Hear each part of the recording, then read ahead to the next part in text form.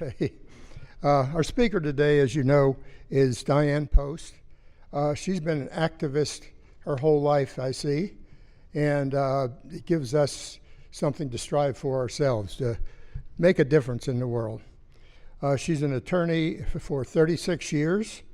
She's been active internationally in 14 countries, has received the Martin Luther King Living the Dream Award in Phoenix, and that's big. It's big, I think.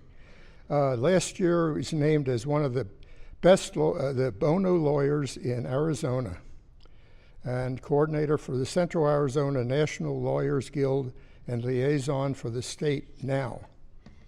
For the last 6 years, she has spoken out against the profit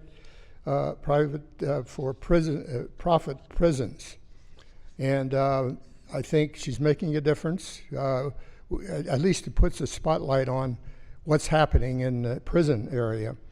So the talk is, of course, on for-profit prisons.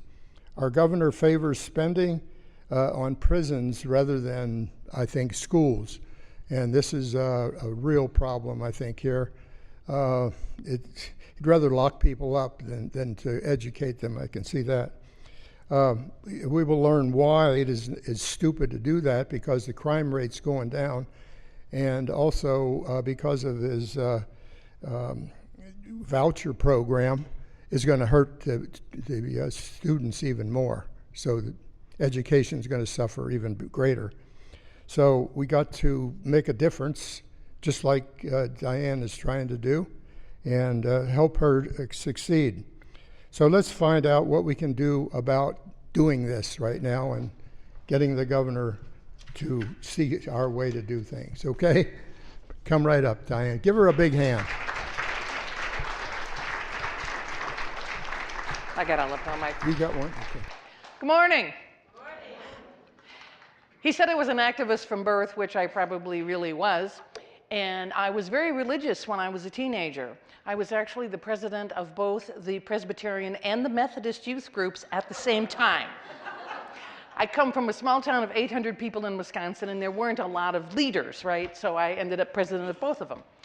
Well, one of the ministers, the one I liked, told me, I had all these questions, you know, and he said, well, why don't you read the Bible? So I read the Bible from start to finish, and what happened? I became an atheist after that and left both of them, right? Okay, so I like to have questions during my presentation. Do you want to just raise your hand, or you want to come up to the mic, or how do you normally do it? Raise your hand. Just raise your hand? Okay. All right, here's Arizona's prisons. Before we do that, Diane, can you please repeat the question so we can record it? Oh, yes, yes. Okay, so here's Arizona's prisons. We have 14 of them, and we have 5 that are for-profit prisons. These are the main for-profit prison companies. Now, CCA, Correctional Corporations of America, changed its name to Civic Corps, because they're not stupid. They know that they can see the handwriting on the wall, right? So they're going to be more civic-minded these days. And what they're getting into is things like halfway houses, transportation, medical, food service, telephone service, video visitation, all these kinds of things, probation monitoring, ankle bracelets, all of those things. It's still the carceral state, right? But they can see that the prison population is going to go down, so that's going to end their profits, so they're moving into other things. So you have to be aware of that whenever you're thinking about what these people are doing. So their new name is called Civic Corps, but there's Correctional Corporation of America. GEO is the old Wackenhut. Remember Wackenhut? Well, Wackenhut had the same branding problem. They had so many scandals that they had to change their name, so they changed it to GEO, but that's who they are, same people. State of Arizona, we have our percentage of people in the for-profit prisons has gone down in the last few years.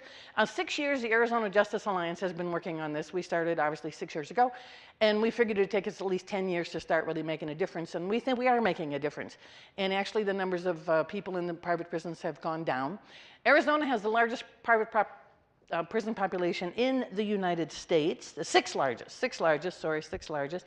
And plus we have the 5 prisons that are federal prisons contracted with the Bureau of Prisons that we have no oversight over. We have nothing to say or do with them. They're mostly all in Florence and Ely, and they're CCA prisons, and they house immigrant detainees.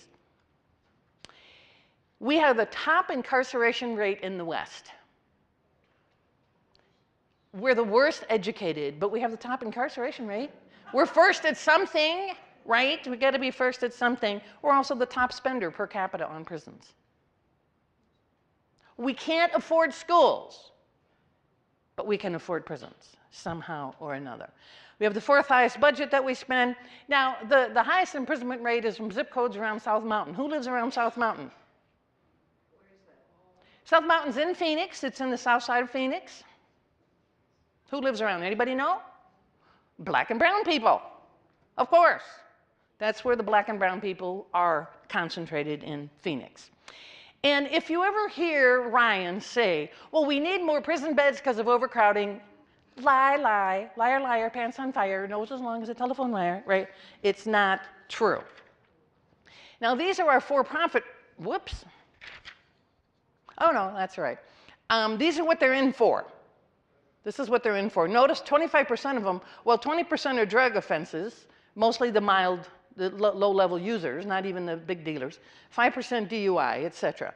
Now, 75% of them has significant drug abuse histories. We know, and they admit that 75% of the people coming to prison have either drug abuse problems or mental illness. And look how many get treatment. 6.5%. And they only get that just before they're going to leave, within the 3 months before they're going to leave. How useful is this? Why are we criminalizing mental illness? You just had a big conference down here. Did any of you know about it for 2 days on criminalizing mental illness? It was a big conference down here in Tucson just last week that we should stop doing this. Now, look at this last thing. Remember SB 1070? Yes? And Arizona passed this bill, CCA, Correctional Corporation America. They got $11 million a month from the state of Arizona after SB 1070 passed for jailing immigrants. It came out afterwards that CCA had lobbied, paid in campaign contributions, almost all of the people who voted for SB 1070, and gave Russell Pierce, who was the leader of 1070, a huge amount of campaign donations. Does this surprise anybody? No, it shouldn't surprise anybody. And for those donations, which were in the thousands, they got $11 million a month from you, from the taxpayers, not from the legislators, of course. The money goes in their pocket and out of yours. That's where it goes. So these are the for-profit prisons that we have in Arizona. Now, Marana, you know, is down here by you, right? And that was the first for-profit prison in Arizona, and it was the first one we bought back. So after 20 years, then we buy them back. Now, what's the physical condition of the place after 20 years, right? It's a bit of a wreck, right? Especially if you had a few riots like we've had in Kingman. So we bought it back, but then what did we do? We turned right around and gave a no-bid contract to the same company, MTC, to run it. Yeah. However, we dropped the cost to $49 a day from $65.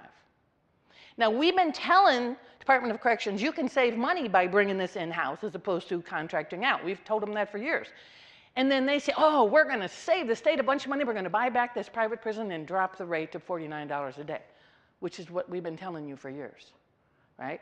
So that's what happened. But they gave it right back to MTC to run as a private prison. Kingman, you've heard about all the riots in Kingman, right? Kingman's where them guys escaped and they went and shot and murdered those people in New Mexico and all that sort of thing, right?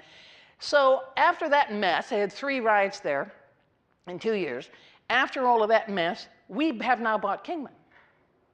Ducey bought Kingman back, the prison themselves, and leased it to who? Right back to Geo. MTC was running it. MTC had been running the Kingman prison. They took it away from them. They were doing such a terrible job, although they're still in Marana, and gave it to Geo, who does a terrible job too. But they also dropped the price after they bought it back. So it's just so obvious that we're paying more for the for-profits. But then he turned around and said, well, the savings that we make by dropping the per diem price, we're going to give half of it back to GOs so that they can improve their training of officers and vocational training for prisoners, et cetera. Now, these figures that I have next here, 100%, 100%, in those two contracts, we have an agreement with GO, that we will keep those beds full 100%. What institution has every bed or chair full 100%? None. No school, somebody's always out sick. No hospital, no nursing home, no nothing has 100% bed rate full. It doesn't happen. So we're paying for empty beds. After the Kingman riot, there was 153 violations found by the inspectors, what they were doing wrong up there. So the state of Arizona sensibly said, we're not going to pay you your per diem rate until you fix these problems. So what did the corporation do? Did they fix the problems? No. They went to court and sued the state for not paying them their 100% rate. And they won.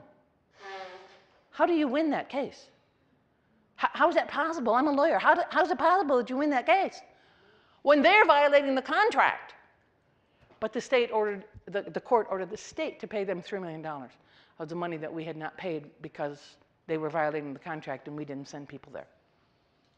So this is the kind of transparency and kind of protection you're going to get from the court.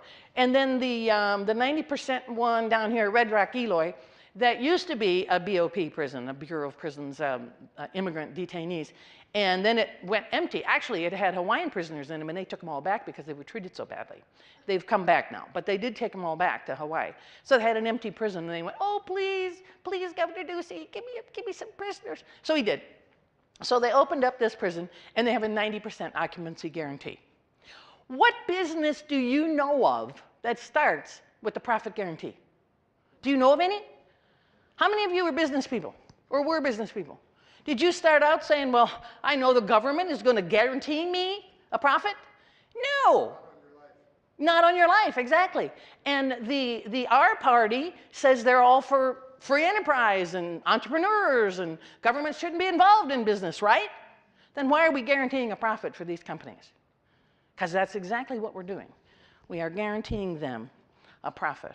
Okay, so I already must talked about the Kingman riot already, blah, blah.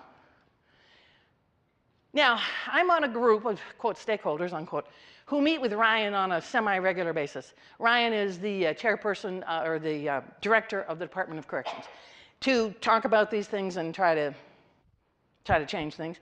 So he says, well, we didn't ask for any more beds this year. Well, part of it was extreme political lobbying that we've been doing and pressure on the legislature. And there's no plan to ask for more beds in 2018. He didn't get any this year and he didn't get any next year. He did get money this year because it was promised last year. Okay, so he did get that. And by the way, something else you don't know, that $4 million that he got this year, well, he got $7 million, 3.8 came from something, and then he got $4 million out of the state land trust. You remember Prop 123? Yeah, and some of us were opposed to that. I was one of the ones opposed to that, but it passed, right? And Prop 123 was to provide money out of the land trust for what? Schools, right?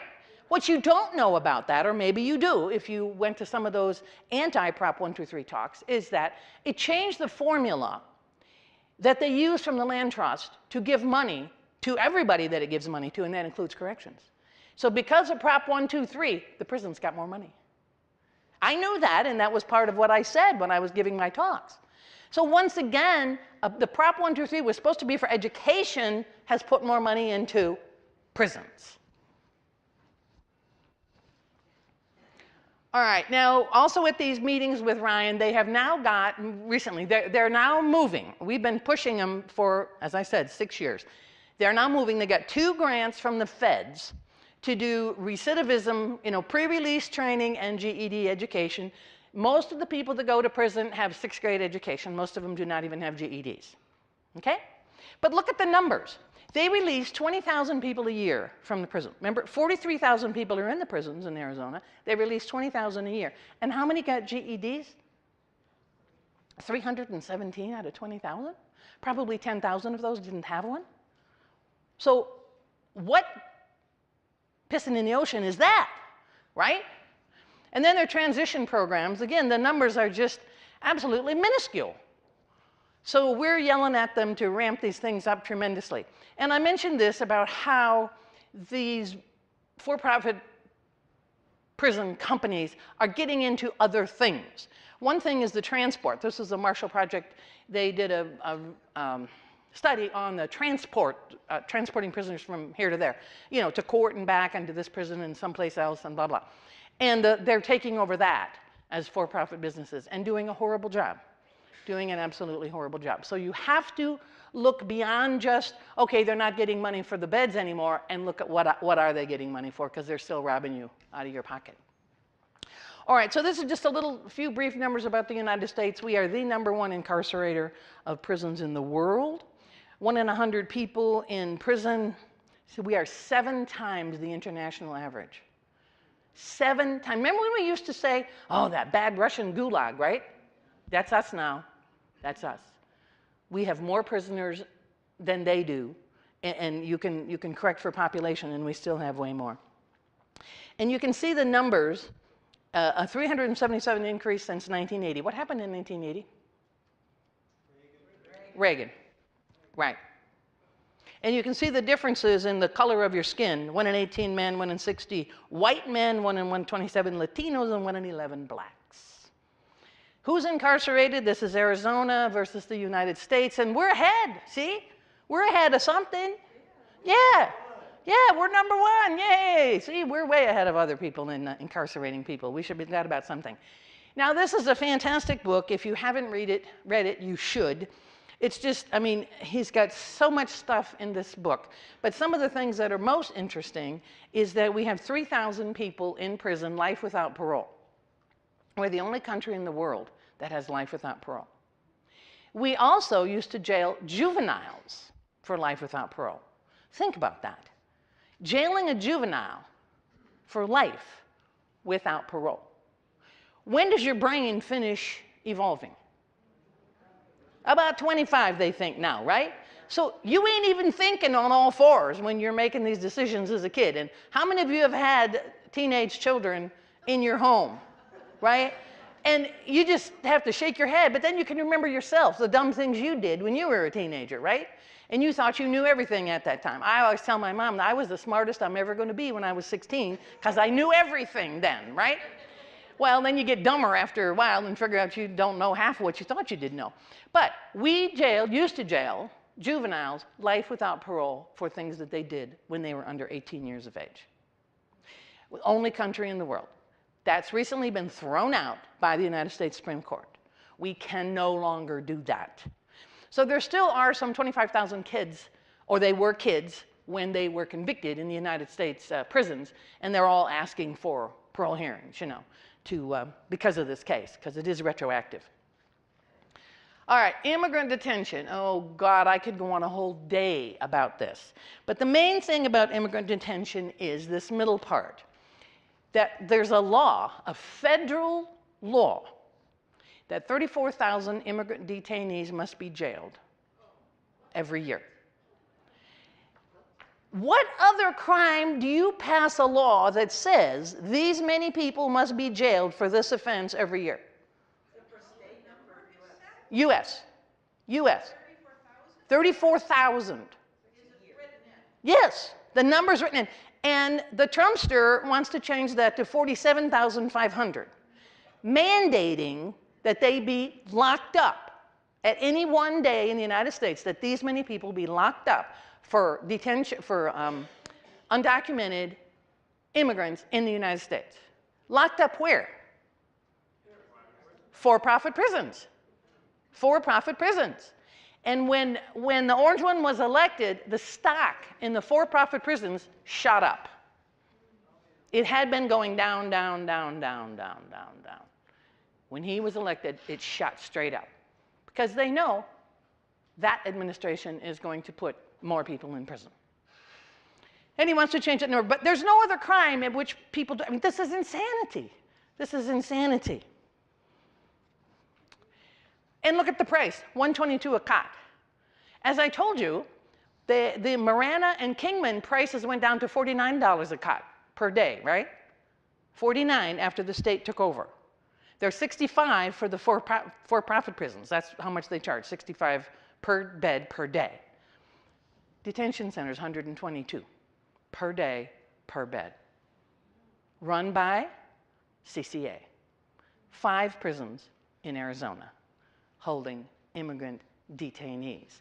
And look at the percentage. They only got 8% of state and federal prisoners, but they got 62% of immigration detainees. So do you wonder why there's a push to get more immigration detainees arrested? Now you know. Does Arpaio own any of these prisons? He doesn't own them. There has been research into trying to find out what investments he may have in them. And likewise, you know, there is now a, yeah. No, finish, and I have a question, but. Okay. Likewise, right now, Mesa is considering signing a contract for a for-profit jail. We've also been doing some research trying to find out if any of those city council members who are in favor of it, how much stock they might own in these corporations. On Thursday, there was a study committee. 10 people spoke against the prison and no one spoke for it. And there's been a lot of action going on.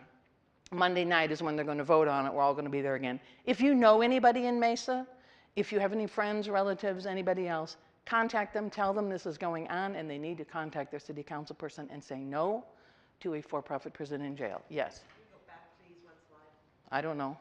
Okay. Well, $122 per day. What Yes. do you spend for children's education per child per day? I'm getting to that. The price of children's education compared to prison, I am getting to that. All right. All right, now you know Obama stopped using these for-profit prisons. You remember that? He signed an executive order toward the end because there was a horrible research showing how horribly people are treated in these prisons. There's more violence, and even these, quote, low-risk people, they're put in solitary. I mean, it was just horrible. Mothers and children in prison, the children dressed in striped suits. These children who are children, they've done nothing. They're here illegally, right? That's all. And this Kearns, infamous Kearns facility in Texas applied for a daycare license. Yeah, applied for a daycare license. People went insane. They did not get the daycare license. All right. Now, this is why he stopped. And of course, the orange one has overdone that, overturned that executive order and has now gone ahead and said we are going to contract with the for-profit prisons for the detainees. So that's gone now. Whoops, now I went one too far. Does that work? No, I better not do it because I'll mess it up. All right, so the thing I skipped was Indefensible is a book. It's a web book, so it's just called Indefensible. So it's a web book. It's free if you want to look it up. It talks about this particular thing alone, and that CCA brings in 44% of its revenue from immigrant detainees, okay? And also that there's a zero tolerance policy on the border, and they have caught the Border Patrol going onto Greyhound buses when there are Hispanic people on Greyhound buses going on there and arresting them on the bus when the bus is set to go to Mexico so they can meet their quota. I heard another case from a lawyer that works down there that they would arrest them, they keep them in there, however many days they keep them in there, and then they deport them, and walking back, they were arrested again because they had to meet their quota of enough people in the jail. All right, so, okay, let's go to the next one. All right, so this is a report. Oh, this is a report. I've mentioned a lot of these things already. Trump increasing the numbers, and how much it costs us. $2 billion a year to keep 40,000 people per day. $2 billion a year it's costing us. And most of these people have not committed any crimes except being in the country without the proper papers. Now, the civic lawsuit is very interesting, and this is against ICE, actually, but it's based on the for-profit prisons because ICE then contracts with the for-profit prisons to keep the immigrant detainees, right? So the Detention Watch wanted to find out the financial figures. How much are you actually making? You're charging $122 a day for the bed. What does it go for? You know, is it fiscally responsible, right? Or is it a fraud? Are we being duped? So they did a Freedom of Information request and asked for all these numbers, and the private prison refused to give it to them. We're a private corporation. We don't have to abide by public records law. The same thing has happened here in Arizona. Caroline Isaacs from AFSC and myself and Arizona Justice Watch, we've asked for records from the for-profit prisons, and they say no because they're private corporations. But if you read the contract with the Department of Corrections, it says papers related to this held by the for-profit prison, it doesn't say for-profit prisons, it says held by the contractor, are public records. So then I went to DOC and said, here's the contract, here's the records I want, get them. And they said, we can't, they're a private corporation. I said, yes, you can, it's in your contract. And they refused. And the private corporation refused. So there's no transparency, no accountability, etc. We need someone to sue them here in Arizona on that. I don't have the bandwidth. I just work by myself in a little office in my house. I don't have a bandwidth to sue them on this, but somebody needs to do it. So, but this is a national suit against ICE for doing the same thing, not turning over the financial figures so we could figure out how is taxpayer dollar being spent. Don't we have the right to know that? Yes? Well, they refused. So they got Center for Constitutional Rights to go to court and sue ICE over this. So far, they've won every lawsuit. They've won every time. Every court has said, yes, you have to turn over the papers. This is taxpayer dollars. You have to turn over the papers. So once this case is done, whatever level of appeal it's going to go to, then we'll have that as a precedent to say locally, you have to turn over this. It's taxpayer dollars, and you got to tell us how it's being spent. Oh, and there are so many complaints. That's one of the other things they asked for was all these complaints that, look at how many they investigated.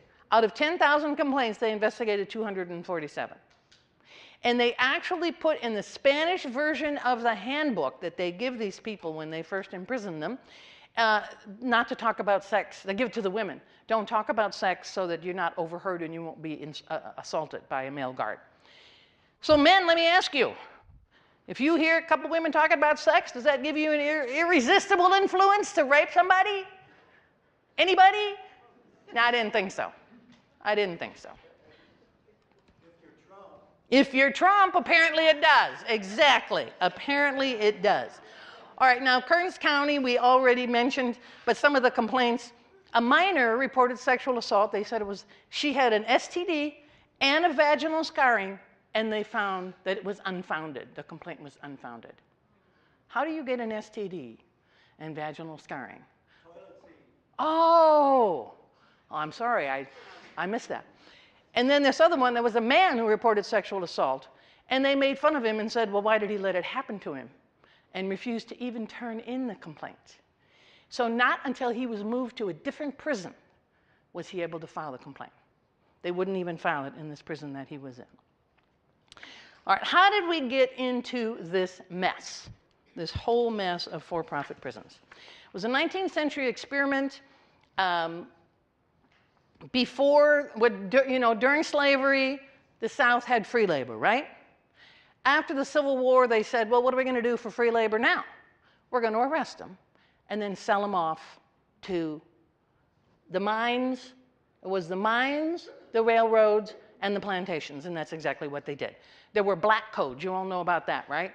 There was such a thing in the South as black codes. Well, there were. And if you walked down the street and you spit, if you walked on the wrong side of the street, if you didn't have a job, if you appeared to have no means of subsistence, if you looked wrong at a white person, if you did anything, you were arrested. Once you were arrested, then they rented you out, basically, to a private corporation. But it's worse than that. The corporations would need a certain number of workers, say when the crops came in for the plantations, or when the mines needed to open a new pit, or when the railroads needed to build this section or fix this section.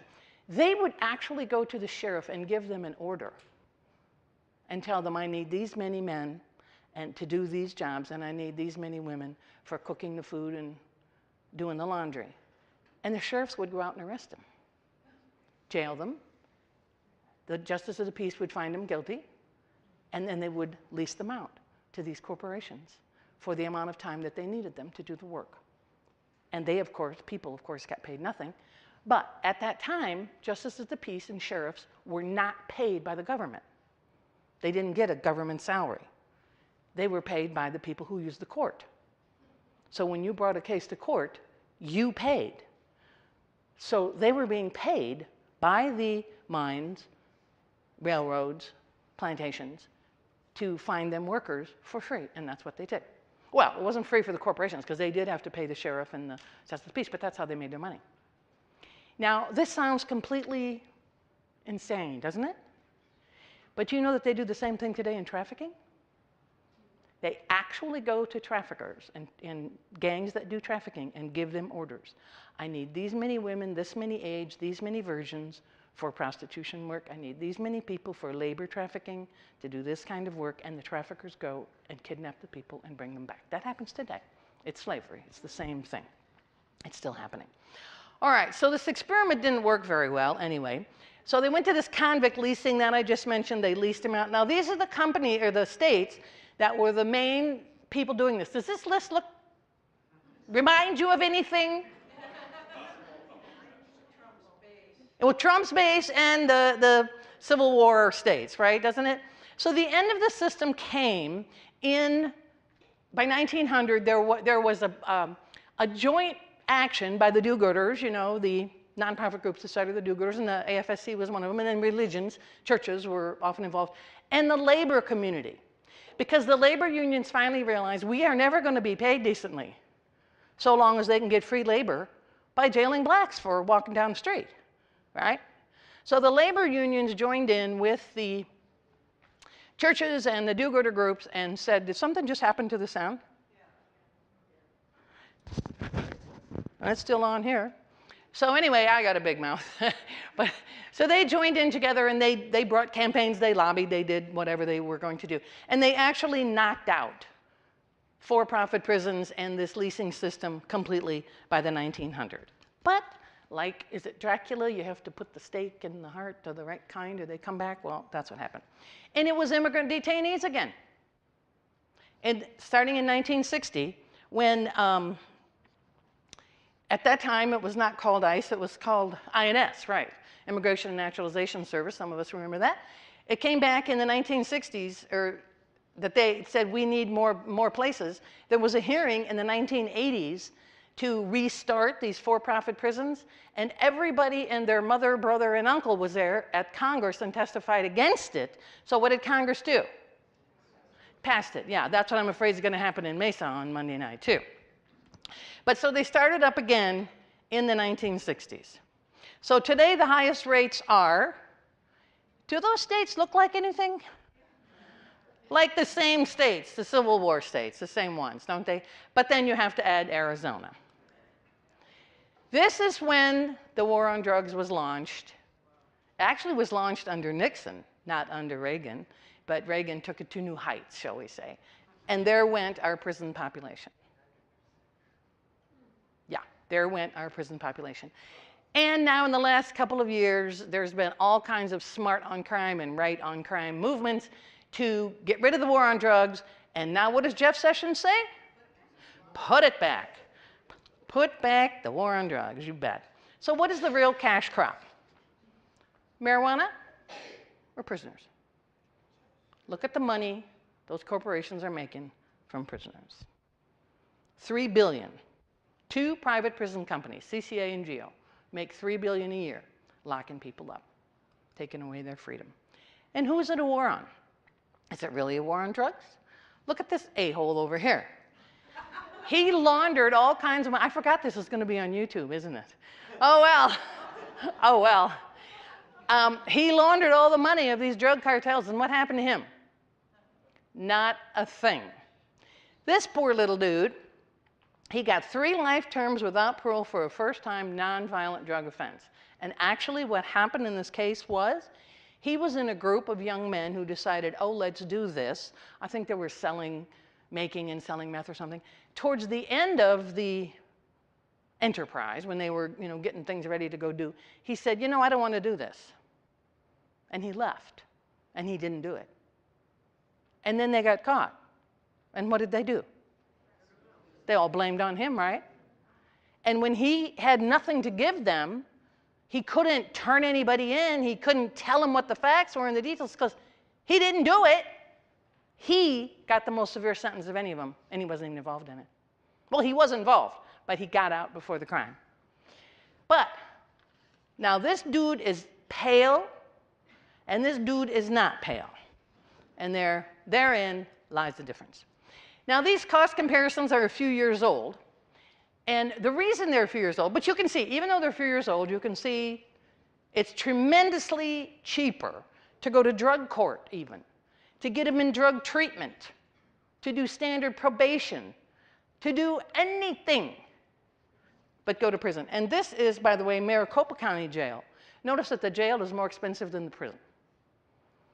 It won't be under Penzone, but it was under Arpaio. Now, the reason these figures are a couple years old is because there used to be in Arizona statute a law that said every 2 years you had to have a comparison between the private and the government prisons to see whether you were getting comparable services, because the law says you have to have comparable services and the same or cheaper expenses, right? So there was a law that you had to compare these every 2 years. So the AFSC, the American Friends Service Committee from here in Tucson, and the NAACP in Maricopa County, which I was the legal director at the time, sued. I'm losing it again, right. So they sued to get those figures. They refused to give us the figures. The court said we didn't have standing. Even though, you know what standing is? The right to bring the lawsuit. We said we represent taxpayers. And needless to say, okay, now it's coming back on again. Okay. Very quick.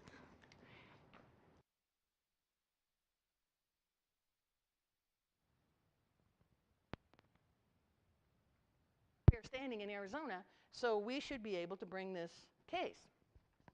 And they said, no, we didn't have standing. So after we did that, well, the next year then we brought an administrative challenge. When they put their contract bid in to the, whoa, now it's really loud. When they put their contract bid in, I filed a lawsuit against them from the NAACP in the contract procurement process, saying that they did not meet the state statute because we didn't have the comparison data. So what did the state legislature do the next year? They got rid of that statute. They got rid of that statute. So that's why I can't get the comparison data anymore. Thank you. These are your legislators at work preserving your money because they're fiscally responsible, right? Now, this mass incarceration has tremendous impacts on families. It costs tons and tons of money. And even the cost of phones, I don't know if you know about this, there's been a lawsuit about the cost of phones. They were charging something like $9 a minute to talk on the phone. Finally, that went to the FEC or FCC, whichever one it is. FCC, it must be the FCC. And they finally come out with a rule that they couldn't charge that kind of money. They still are charging more than what you pay for your phone, but they couldn't charge that kind of money. So they're making money off them everywhere. They also found that this is what the average family, if they go for visits, and you know the best thing to prevent recidivism is to stay in contact with your family, right? That's the best thing to prevent recidivism. So visits and calls are good, but this is how much the family has to pay to maintain those visits over the time. And often now they've lost a second income. They can't meet their basic needs. Many even have to go on TANF. And this is the true cost. This is a new comparison that just came out of the true cost of facilities. So the correctional facilities cost $80 billion. The lost wages of the people who are incarcerated are $70 billion. Reduced wages because they've had a felony. When they get out, then they can't get a job, right? $230 billion. Family visitation is $1 billion of lost revenue for that family.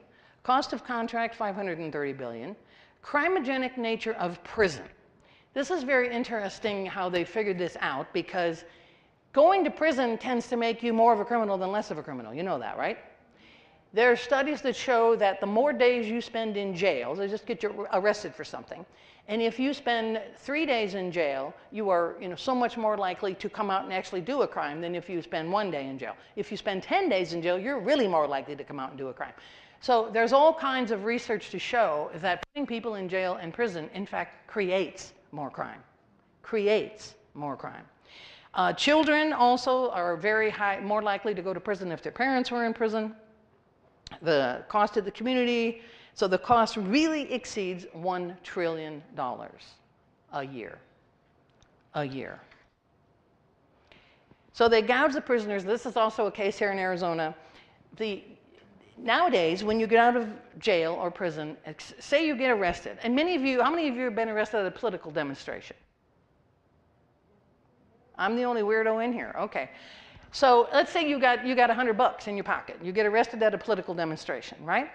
So you're booked into jail. Maybe you're out in 5 hours. But when you come out, you don't get your $100 back. You think they just give you back, and they used to just give you back the stuff you had when you came in, right? They don't do that anymore. They keep your $100 and they give you a debit card.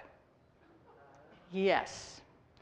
Now, they gave a no-bid contract to the Bank of America for debit cards to do this, and you see what happened where the cost went up. And JP Morgan Chase was also doing this in Pennsylvania. What happens and how this came to a head was this happened to a Mexican businessman. He was arrested for something. Well, he was arrested for looking Mexican, probably. So he was booked into jail, and he had $2,200 or $22,000, maybe $2,200 with him in his pocket. So they didn't give him that money when he came back out. They gave him this debit card. So he went back to Mexico. Debit cards didn't work in Mexico, right? Also, we count the PIN was your birth date. But we record our birth dates different than they do in Mexico, right? We put the day first, they put the month first. So they got to Mexico and they didn't even know what the debit card number was because we used our way, and they got back there and they were thinking their way, and they couldn't even use the debit card. Well, he got back and he couldn't get his $2,200 out. Well, he was a businessman and he knew better. He went to a lawyer and he sued and he won. And so this whole thing came out into the public of what they were doing. So since then, several lawsuits have occurred. That was here in Arizona. It was in Maricopa County. And surprise. So there was first this lawsuit in Pennsylvania by these attorneys, and I read about it in the newspaper, and I asked them, why don't you come out here and do it? And they did. So they came out here and they did Brill versus Bank of America here in Phoenix, and they just settled the case in the 15th of April. I haven't seen the final settlement yet because it's not been approved by the judge, but it should be approved shortly. All right, the criminalization, 1 in 4 Americans has a criminal record. How many in this audience have criminal records? Raise your hand.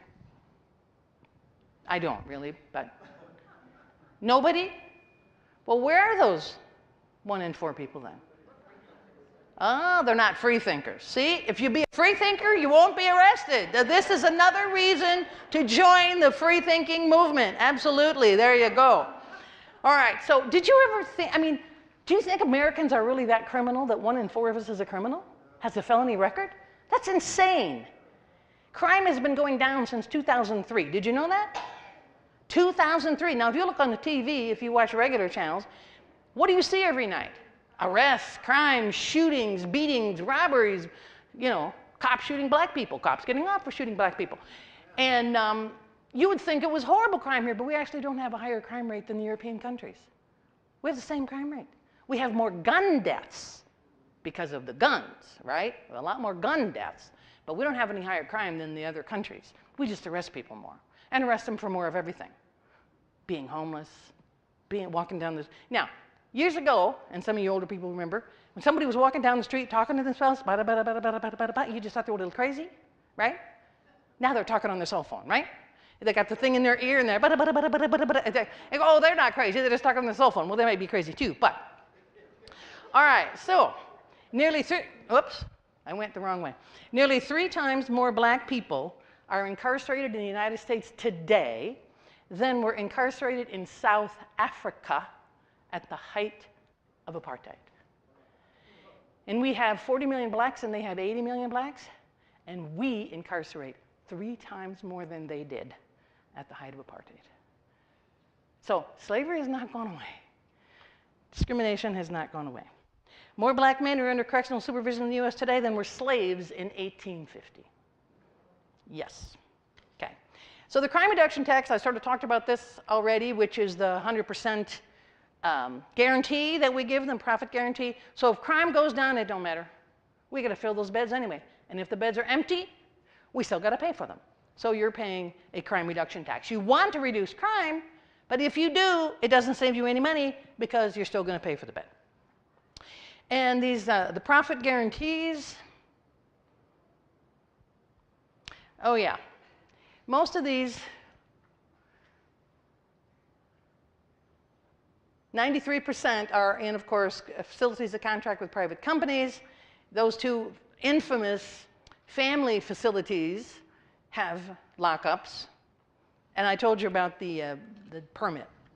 Now, the impact on public safety.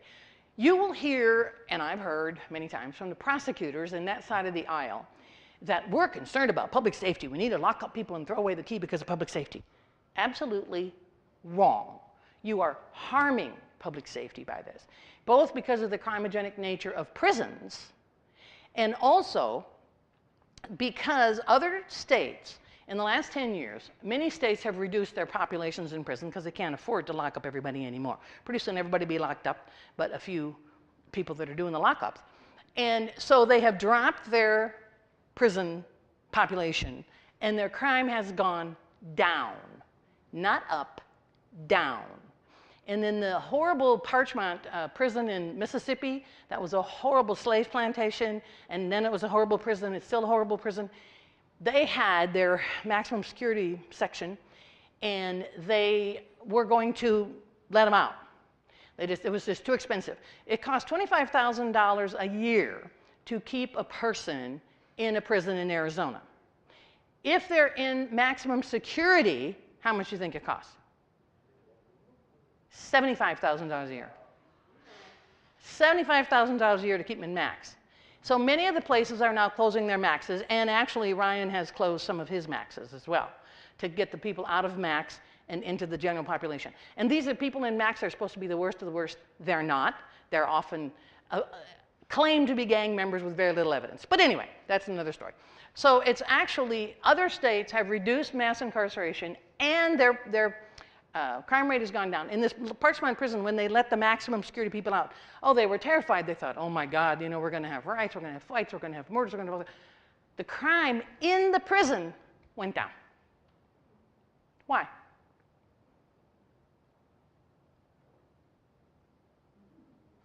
Why did the crime in the prison, inside the prison, go down? Assaults, burglaries, etc., after they left the people out of maximum security. Well, they didn't want to go back in. When you treat people like animals, they behave like animals.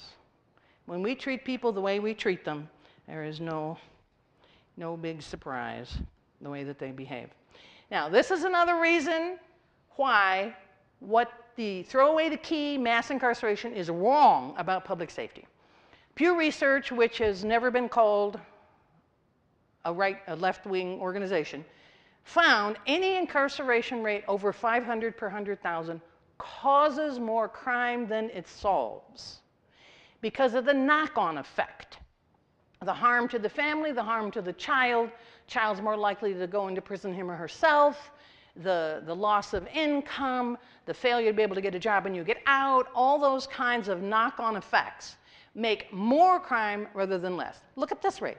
Blacks are arrested at the rate of 2,200 per 100,000. When 500 is the highest that it should be. Here's Arizona. 25, we're over that rate even with white people, let alone everybody else. 2010, we're even higher with white people and everybody else. Data is getting more difficult to get these days. I wonder why. 2013, I managed to find this, but I couldn't find it by race, only by adults and juvenile. Well, it wasn't juveniles. It was the mix. Adults only 1,090 per 100,000. And remember, 500, anything over 500 causes more crime than it solves. And in 2015, all I was able to find was this.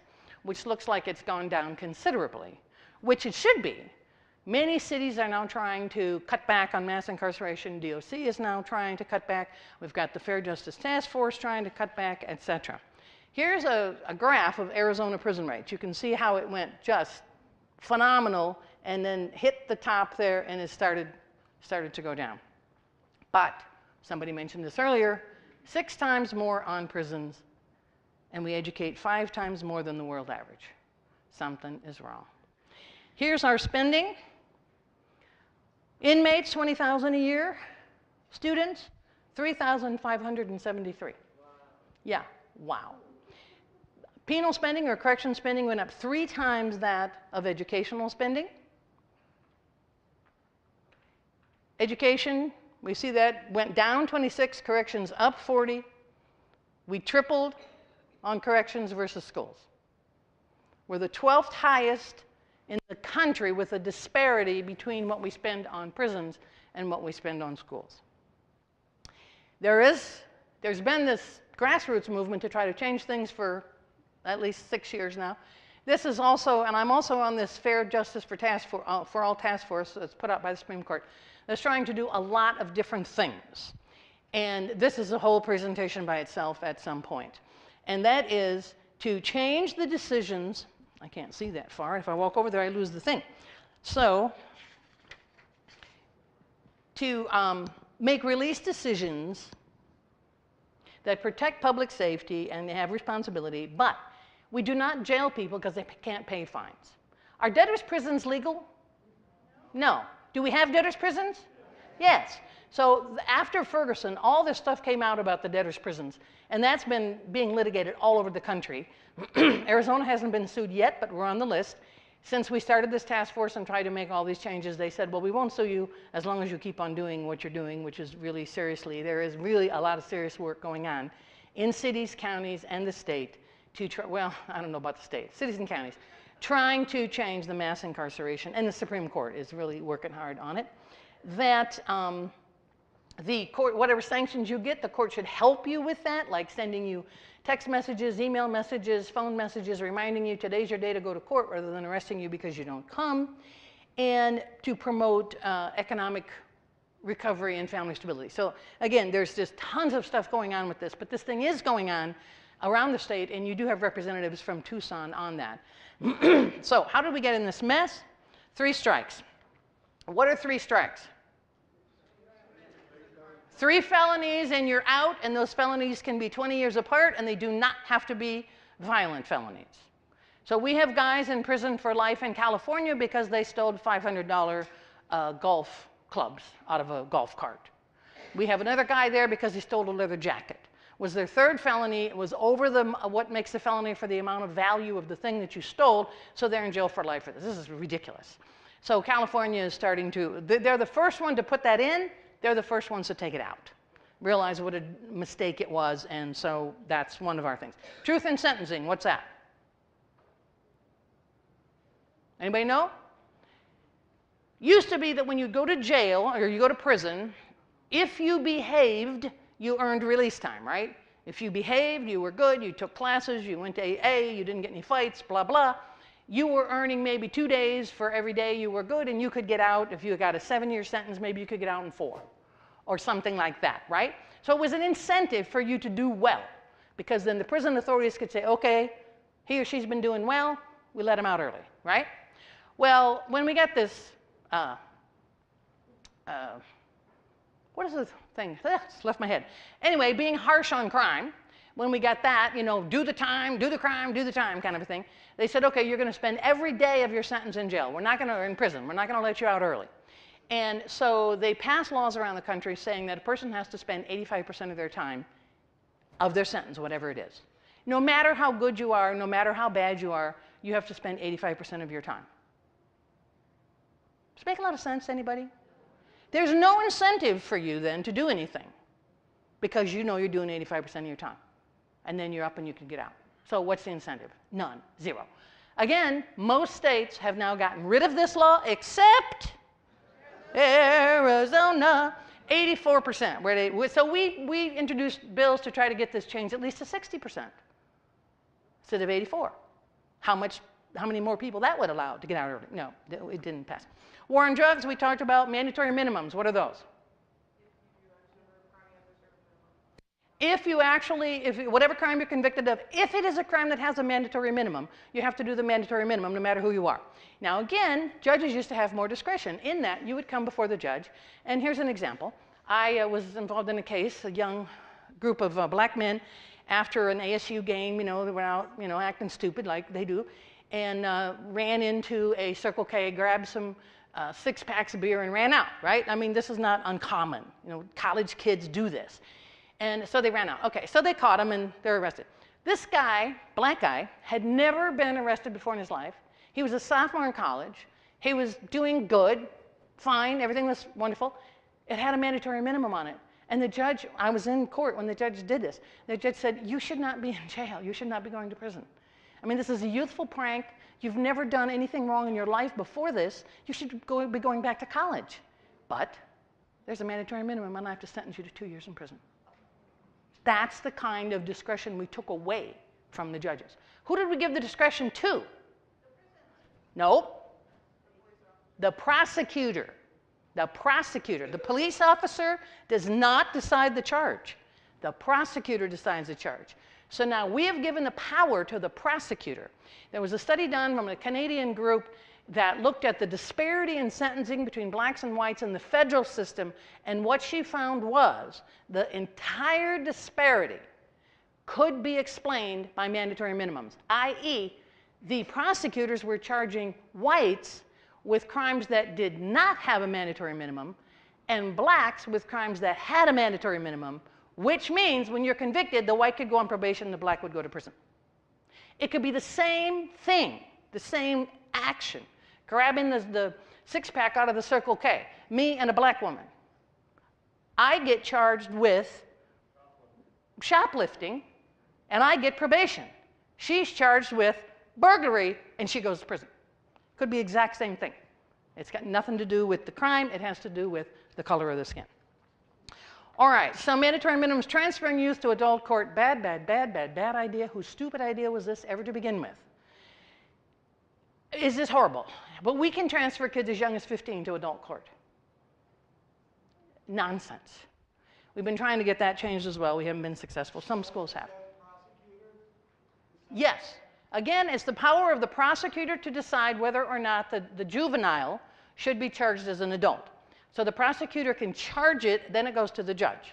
And the lawyer for the child can then argue against it. So the final decision is then up to the judge, whether or not they try him as an adult or not. So there is at least some check on the power of the prosecutor in that particular situation. And then the school-to-prison pipeline.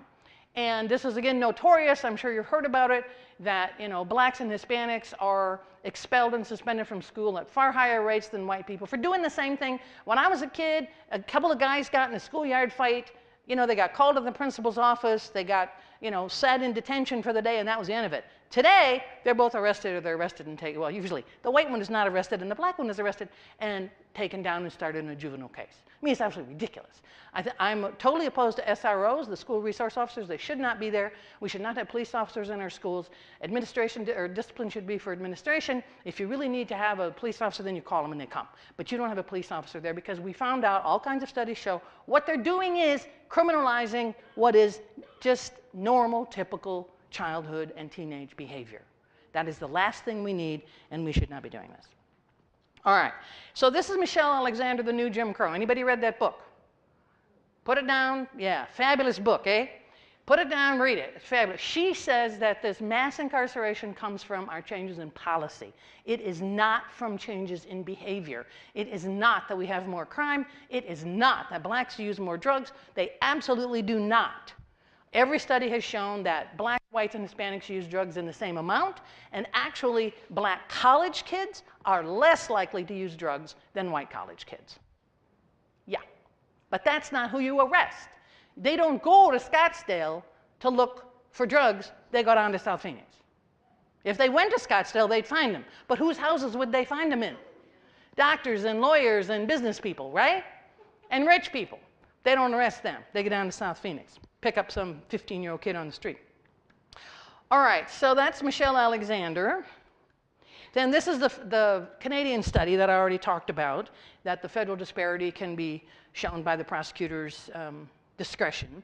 But these are the real facts, that the population is going down. Our population has gone up and our crime rate is going down. And that in Arizona, our crime rate has gone down every year since 2002 for a total of almost 25%. You would never know that if you watch TV.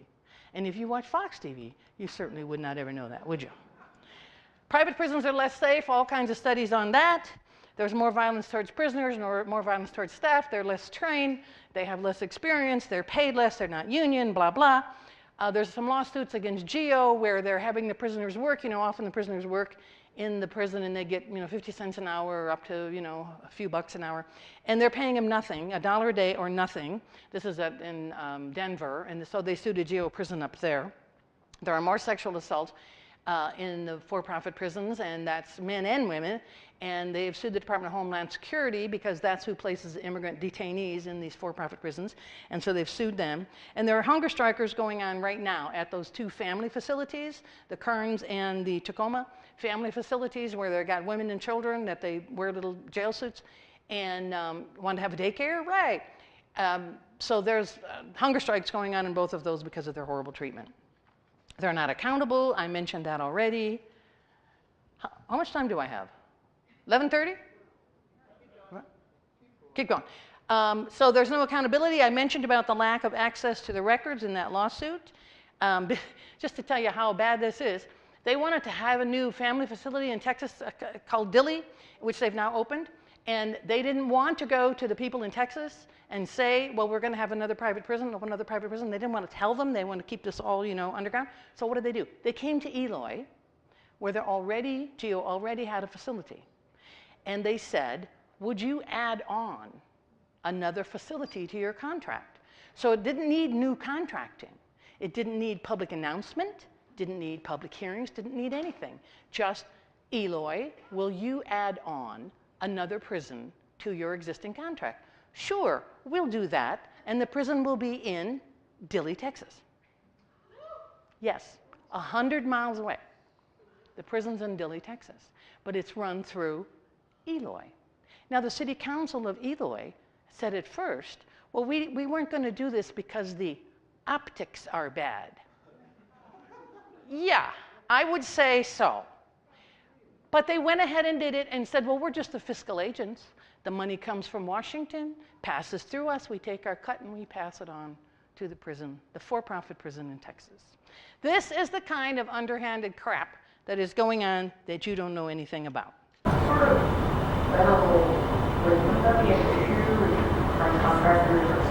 One would think that would be an issue with federal contracting as far as being transparent and accountable, and that's what the lawsuit is about that Detention Watch brought with CCR. Show us your papers, right? Show us your papers, and they don't want to do it. But this is exactly the kind of underhanded, fraudulent stuff that goes on when things are in the back room. Yes, back there. I don't know if this is off topic or not, but one cost you mentioned and I spent was what is spent on providing these people with public defenders. Oh, absolutely. And I bring this up because I have a nephew who's essentially a homeless vet and so poor he has no teeth, and he was arrested for possession of drug paraphernalia. He spent an entire year in jail before this case even came up. Yes. Because the public defender did not have time. Absolutely. So that is another cost, and that is not figured in when you talk about the cost of mass incarceration in the prisons. First, there's a cost for the state attorneys as well. And the federal attorneys are now spending about 75% of their time, your U.S. attorneys, on immigrant detainee cases. Don't you think they have something more important to do than that? Like human trafficking, drug trafficking, things like that, fraud, stuff like that. They're spending 70% of their time, sometimes up to 90 in some offices, like on the border, doing nothing but immigrant detainee cases, and these are the U.S. attorneys. Then you should factor in all the costs to the public defenders, both federal for the immigrant detainees and state and county for the people in jails and prisons. And they need to hire more, and they need to pay them better. They need to pay them a decent wage. And Operation Streamline, which you've heard about, right? Operation Streamline, horrible process in Tucson and other places. is just horrible. Again, that's another whole part of this, is horrible. The cost for attorneys from Tucson just to drive to Eloy, to those 5 prisons, is enormous. What the taxpayers are paying just for them to get there is enormous, and it doesn't even cost what we pay them, which is lousy anyway. But that is absolutely another cost, is the cost of the attorneys and the public defenders who are not being well paid and who are totally overloaded with these kinds of cases. All right, so we've got the cost more, and again, you see how old these costs are because it's hard to find the costs these days after they passed that bill. But these were the costs. The top number in 2010 came from the Arizona Auditor General. Now, as far as I know, the Arizona Auditor General is not a wild anarchist or anything, right? So that's probably pretty reliable. These figures came they came out in March of 2014, but for the 2013 calendar year, came out in the Arizona Republic, and you know, you can believe it or not as you like. So those were the prices, and you can see even that the for-profit ones are more expensive everywhere. And then when we opened up Red Rock, the new prison, that was up to $65 a day, which is pretty much the cost that everybody's paying now. And it's what they're asking for, CCA is asking for the Mesa jail. Okay, all kinds of hidden costs, lawsuits. You all know about Parsons versus Ryan. Of course, that's not a for-profit prison, that's a state prison. About the horrible medical care, but it's privatized medical care, by the way, Horizon. That's another privatization area, for-profit area, is the medical care, and it leads to horror. They've been sued 1,300 times in 5 years. And they recently paid the biggest payout in a California case of any civil rights case ever, just a couple of months ago. And that's who we've sued here in Arizona. That's who runs our prison medical care here in Arizona. They usually have fewer programs. One of the selling points for for-profit prisons was, well, we're more flexible than the state prisons, and we'll be able to have more programs and counseling and education and training. And do you believe any of that? No, because it never happened. All of that costs money, doesn't it? If you're going to have training, if you're going to have teachers, if you're going to have counselors, if you're going to have drug therapy and all of that sort of stuff, that costs money. If you're in it for money, are they going to spend more money? No. So in general, they have fewer programs, fewer jobs, fewer everything, because they're trying to save money. And how do they save money? They were asked, one of the councilmen asked them Thursday at this hearing, and the guy said, economies of scale and technology. Well, other people said, and you pay your guards less, and you train them less, and you don't have as many. And that was part of the problem up in Kingman, where we had the 3 riots in a row. Now, trolling for cash is about the lobbyists. This came up at the hearing also about how many lobbyists there were. And the mayor said, well, we have lobbyists for, septic contracts and lobbyists for building roads. And when I spoke, I said, that is a different thing. The state, the government, is the only one that has the power to take someone's life, to lock them up, to take away their liberty, and to keep them in a cage. That is not a power like building a new septic line or putting in a new road. That is a fearful and awesome power. And you should never turn that power over to a for-profit company. And this is what an Israel Supreme Court case said. They tried to bring a for-profit prison into Israel, and they said, no. It is an assault on human dignity to be treated like an item of commerce and sold and traded in commerce for profit. That's got a name. What's the name of that? Slavery. We tried it before. It was a bad idea then. It's a bad idea now. So we should never turn any part of this over to a for-profit. But it's lobby. And what I want you to look at is this finding from the Sunlight Foundation. They spent, for every dollar that lobbyists spent, they got back $760 in government, business, and support. So it's very lucrative to spend money on lobbying and giving campaign contributions. 200 top donors spent that much in lobbying and campaign contribution, and look what they got back. They got $4.4 trillion back from that lobbying. And the same year, 50 million Social Security recipients got $4.3 trillion, while these 200 companies got $4.4 trillion. So hey, recipients of Social Security, and I'm one of them, we need to have a better lobby, don't we? We need a better lobby. Here's a little example of this. Here's 120 million Monopoly pieces for 120 million American families. There's the lobbyists. There's the ones who are determining your future. And, you'll like this, they don't pay any taxes. GEO and CCA, with all the only money they get is tax money from federal taxpayers and state taxpayers, right? All their money is from taxes that you pay. They don't pay any taxes. They got letters from the IRS. They tried year after year after year, and they got it a couple of years ago. They are REITs, real estate investment corporations, meaning they just own the real estate and lease it out. They have nothing to do with corrections or public safety or anything else. They just deal in real estate.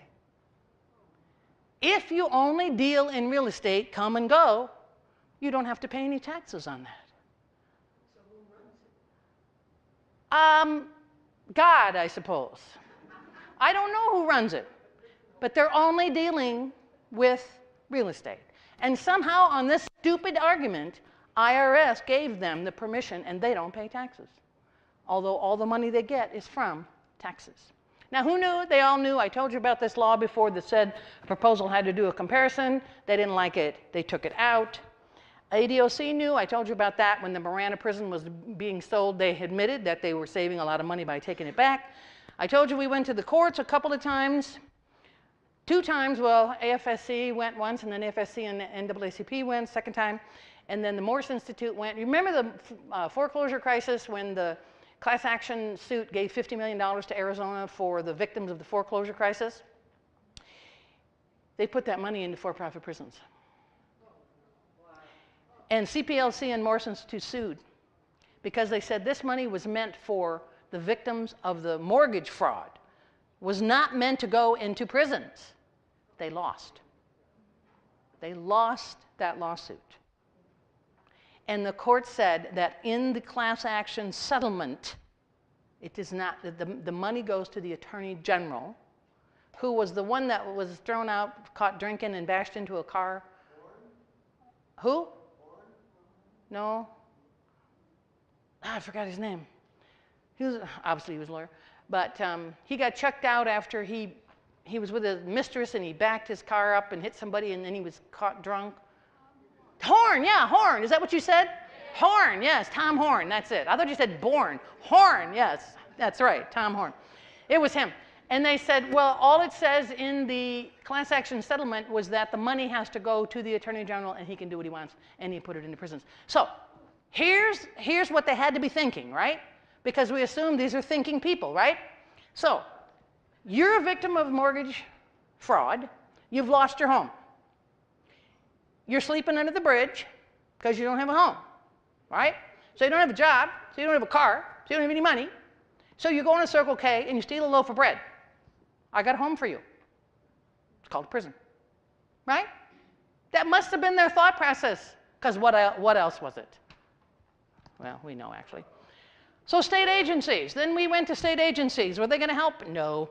I filed a complaint against the architect firm that was designing the maximum Supermax. That didn't work. And then we filed something. Oh, we filed a complaint against Dennis DeConcini, who was sitting on the CCA board and the Arizona Board of Regents at the same time. Dennis DeConcini.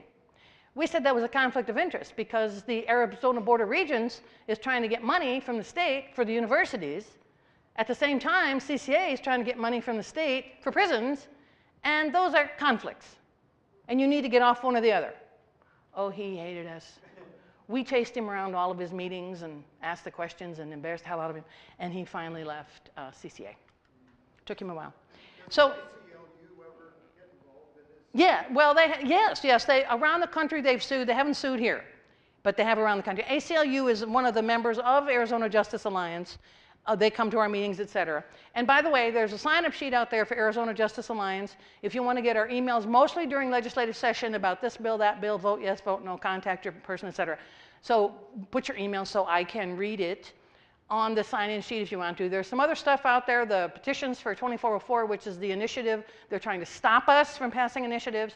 So I got petitions out there for that. And then there's some other handouts. And I've written a couple of books, and they're ebooks. And if you're interested in that, you can pick that flyer up there outside about that too. So is the legislature the solution? No, we've gone there for years and years and years, and they won't even listen to our bills. They won't even hear them. And this last year, that Fair Justice for All Task Force by the Supreme Court put in 4 bills, and they were put in by Republicans, Sonny Borelli, Stringer, not left-wingers at all. They put them in, they passed through the Senate, and the House wouldn't hear them. And we tried to find out from Farnsworth why he wouldn't hear them, and he wouldn't tell us. He said, I'll tell you in May, after the legislature's closed. So one bill got through, but it was just a minor little thing that just said your justice of the peace could hear mental health cases. So they did pass 2 bills this year in the legislature. Ducey signed them, and they both have to do with recidivism issues. One is that once you're out, if you have a license or you need a license to go back to work, like a hairdresser, a cement layer, or whatever you might need a license for, they can't get licenses now. All of the laws say they can't get licenses. So they can't go back to work. So this bill passed saying you can give them a provisional license for 90 days. And if they don't mess up, then, okay, you can give them their license back so they can get back to work, okay? And then the other one is similar to that, but it also tells the Department of Corrections that they have to report what they're doing to reduce recidivism. I told you they got those 2 grants from the feds, and they're doing crap with them. And we've been pushing them to do, there's a law in existence that you can get out 90 days before your due date. And why don't they let them out 90 days before their due date? Do you have any idea how much money that would save us if they would do that? And they won't do it. They let out 1,000.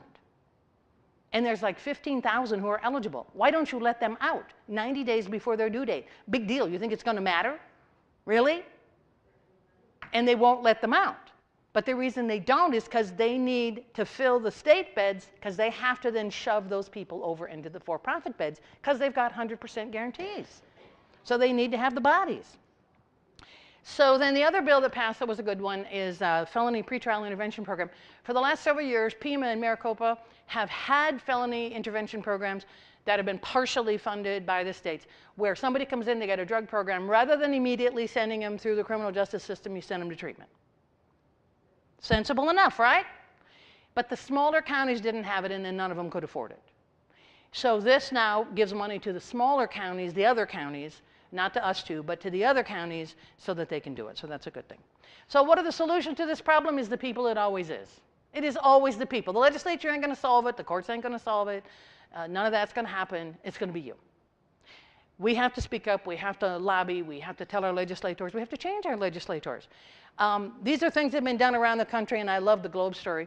They wanted to put a for-profit prison in Globe, and a local businessman stood up and said, we ain't doing this because we don't want to turn into Eloy and Florence. We want to be, they want to change Globe as the mining is dying. They want to be a tourist place. They want to be more like Bisbee and Jerome, right? And get that kind of a business going. They don't want to be like Florence and Eloy, just prison towns. So it was a businessman that actually led the thing, and they had a big protest, blah, blah. So on the day of the council hearing, and they're going to vote on this, 1,000 people showed up at the hearing in Globe. 1,000 people. They all said no. So what did the legislature do? What'd they do? City council, they voted for it. So then they sued him.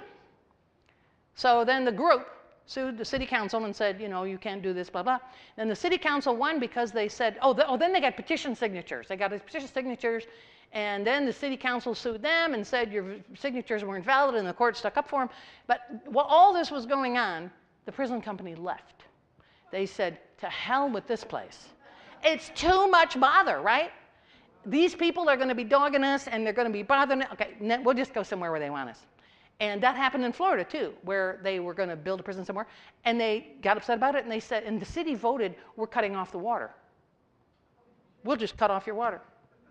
And the prison company said, okay, forget it. We'll go somewhere where they want us. So even if you don't, win in the strategic way, you win. And so what happened in the next city council election in Globe? All but one. One voted against it. The other 4 voted for it, and all of them were defeated. Every single one of them. So that's what we need. That is what we need. Smart on crime, right on crime. The smart on crime is the Democratic response to mass incarceration. Right on crime is the Republican response to mass incarceration. So if you hear those terms, that's what they are. This is what Arizona Justice Alliance stands for. Sign-up sheet. Join us. Talk to your legislators. Divest. There's a divestment movement to divest from the for-profit prisons. Check with your fund manager that you're not invested in for-profit prisons. If you just go divest from for-profit prisons, there's a whole website on it, tell you what to do. There's a search engine thing you can check to see if you're invested in any private prisons. So they're trying to get people to divest. You know the whole University of California system divested, right? They got the whole University of California system to divest from any establishment. Remember, some of you are old enough to remember we did that with South Africa. Divest from all the companies that were in South Africa. Remember that? It worked very well. And there is a new group started called Abolish Private Prisons. This is a lawyer, John Dacey, that I worked with in legal aid 35 years ago. And so if you can check out his website, he plans to bring a lawsuit against the prisons on constitutional grounds, similar to the one that was brought in Israel. And however, it's a $1 trillion business here, and it hadn't even started in Israel, so we'll see how that goes. But there's also a bill been introduced in the legislature right now, 2017, and it's H.R. 1980. And it is a bill to require private prisons to produce the same information that anybody else has to produce, any other prisons have to produce, right? Or any other people that are receiving government money. So this was put in by Sanders and somebody else. So there are no co-sponsors on it. We need co-sponsors. So whoever your congressional representative is, ask them to sign this bill.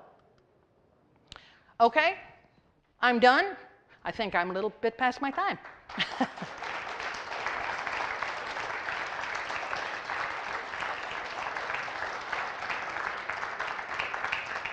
Any last other questions or anything anybody wants to ask? Oh, there's huge connections with ALEC. And by the way, there's a postcards out there on the prison industrial complex and on ALEC. ALEC is the American Legislative Exchange Council. Everybody heard of that? You all know about it?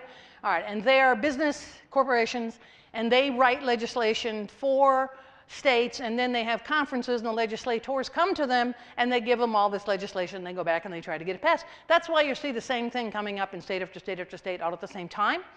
Arizona has the highest percentage of legislators who are members of ALEC. Several of ALEC's leadership people are in the Arizona State Legislature, like Debbie Lesko is one of them. Pierce was one of them till we got him out. And so we have a very high trial rate. That's why we're often the trial state for all of this bad legislation, because it comes from ALEC and it comes through our high percentage of ALEC members.